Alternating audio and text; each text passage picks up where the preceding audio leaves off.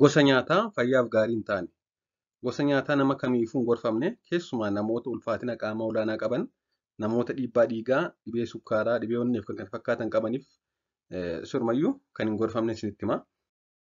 Isaan keessaa kan jalqabaa nyaata sukkaara hedduu of keessaa qabanidha. Fakkeenyaaf kanneen akka keekii, aayiskiriimii, karameellaa, biskutoota, dhugaatii lallaafaa adda addaa kun sukkaara hedduu waan of keessaa qabaniif wantoonni kun ulfaatina qaamaa ni dabalu.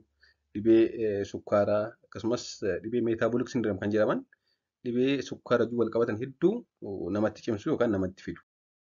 Lammaffaan nyaata ashaboo hedduu of keessaa qabanidha. Nam tokko guyyaatti ashaboo maankiyaa shayii tokko ol nyaachuu hin qabu.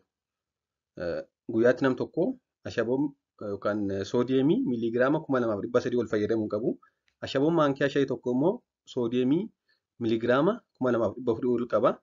Kun immoo maankiyaa tokko ol guyyaatti fayyadamuun gaarii miti jechuudha.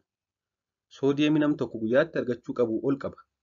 Ashaboon maankiyaa tokko kanaa ol maankiyaa tokko ol fudhannaan gaarii miti fayyaaf. Fakkeenyaaf piizaa, saanduuchii, soorata guyyaa guyyaatti manatti qopheessuun keessa ashaboo xiqqeessuu barbaachisaa. Kanneen akka piizaa kana immoo baay'inaan fayyadamuunis gaarii miti. Lammaffaan cuunfaa muduraaleedha. Cuunfaa muduraalee dhuguurra muduraalee sana nyaachuutu filatama.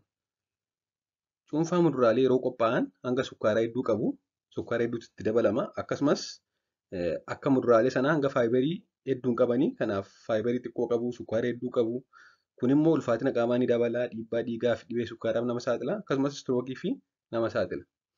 Kanaaf cuunfaa paappaayyaa dhuguurra fakkeenyaaf paappaayyaa nyaachuu wayya. Cuunfaa burtukaanaa dhuguurra immoo burtukaana nyaachuu wayya. Garbiraan inerjii diriinkis kanneen jedhamanii gurguramanidha. Kanneen kun kaafeenii hedduu of keessaa waan qabaniif sammuu sisseessu, hanga sukkaaraa hedduu waan qabaniif immoo humna kennu. Kanaaf inerjii diriinkis jedhamanii beekamu.